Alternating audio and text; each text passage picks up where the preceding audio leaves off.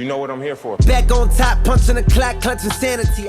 What's good, y'all? Welcome back. The Lakers are 16-16 on the season. A team that had championship hopes that a lot of people, including myself, saw being the best team in the Western Conference before the season started.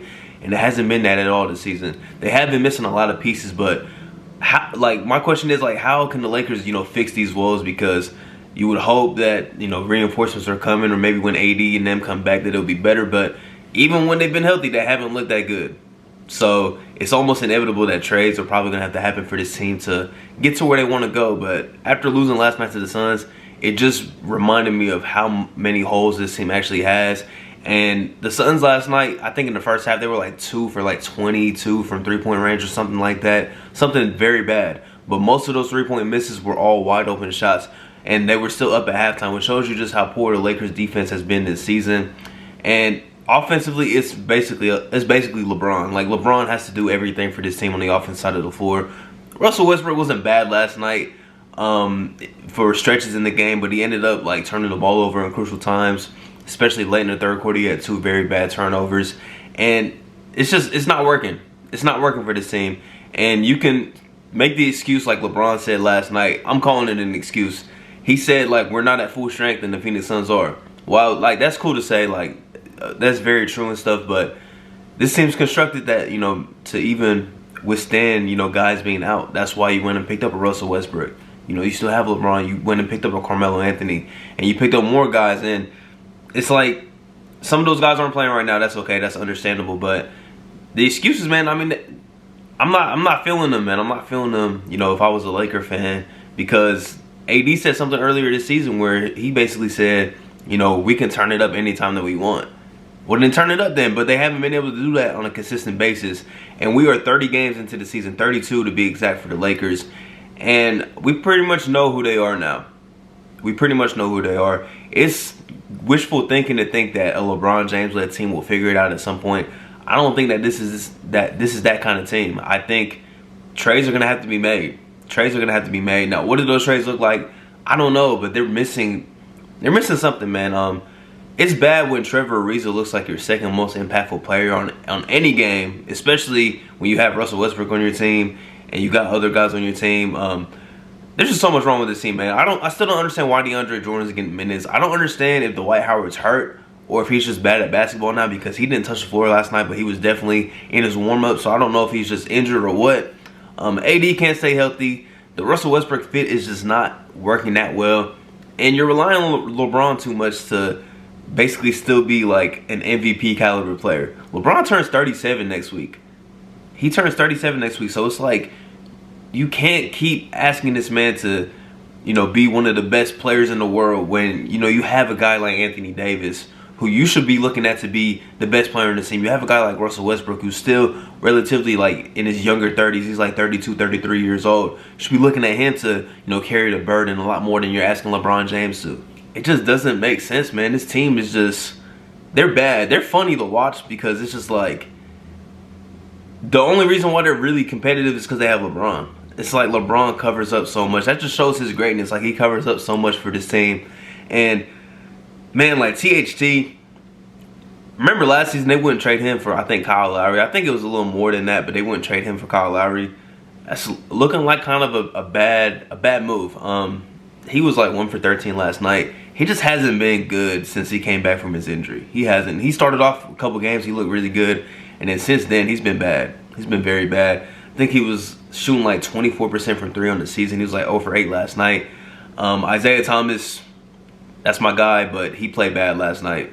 He played very bad last night. I think he was 1 for 11. He was poor last night too. And then DeAndre Jordan was a minus 20, and he's minus 92 on the season. Dude should not be getting minutes, bro. I don't know why he's still on the NBA roster, honestly. All respect to DJ for what he did, in his Clipper days, but I don't know why this man's still on the NBA roster, because he's been effectively bad when he's been on the court. Rondo has not been that good. The Lakers they're just a bad team right now. For their standards, for them being a championship, caliber team before the season started, they're a bad team right now. They're 500, and they can't really beat good teams. They struggle with the bad teams. It's a roller coaster right now, man, and with a team that has a LeBron James, like, you can expect them to definitely be looking to make moves. The Lakers are always in conversations to make moves to, you know, get this piece, to get that piece. But I'm not sure what could fix this team. It'd be nice if you could get somebody like Jeremy Grant. That'd be nice, but what do you give up to get Jeremy Grant? Like, is THT enough? And maybe like whatever picks you have. I don't know what picks the Lakers have. I don't think they have a pick for the next like 4 or 5 years, realistically speaking. So it's like, is that even enough to get Jeremy Grant? I'm sure the Pistons will be getting better offers than that. You know, who else could be on the market? I'm not really sure, man. But oldest team in basketball, and it shows at times, man. It shows at times. If you watch the Lakers, man, you'll definitely just understand, like, they're a team that's definitely far away from being a championship team.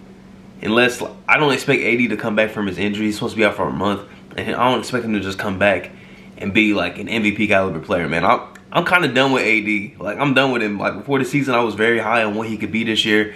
The idea Anthony Davis is better than what Anthony Davis is. That's just a fact. I don't really expect all of a sudden Westbrook and Braun to really be clicking like that. I don't expect that to happen, man.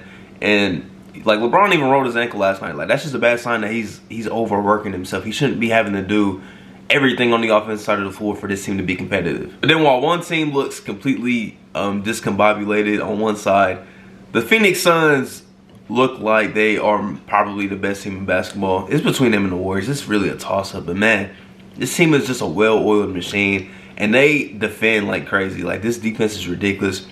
Look, early on in the game, Russell Westbrook, he hit a shot on Mikal Bridges, and he started rocking the baby. After that, Mikal Bridges started going crazy on the defensive side of the floor. He had probably, like, I might be exact, it feels like he had like 5 blocks. And like 3 of them were on Westbrook. Like, he was blocking everything. He was getting deflections, getting steals. And then he turned it up a little bit on the offensive side of the floor. If you get anything, like, if you get like 5 made shots from Mikal Bridges and Jay Crowder combined, it's very tough to beat the Suns team. Because Chris Paul, super consistent. Devin Booker, super consistent. And DeAndre Ayton is very good. Like, he's having a very good year. Very good. He just does his thing. He was dominating the game like through the first 3 quarters. He's playing really well. Then when JaVale McGee comes in, there's not really that much of a drop-off. Like, JaVale McGee is just as impactful for real. So it's, this Suns team, man, they look like a well-oiled machine. Campaign comes in, plays very good minutes. Scary team in my eyes. Like, I think they're better than they were last year. And that's saying something, because that's the team that went to the NBA Finals and was a couple games away from winning the championship last year. So it's scary that this team looks maybe even better than they were last year. I think that's very safe to say that they're a better basketball team than they were last year.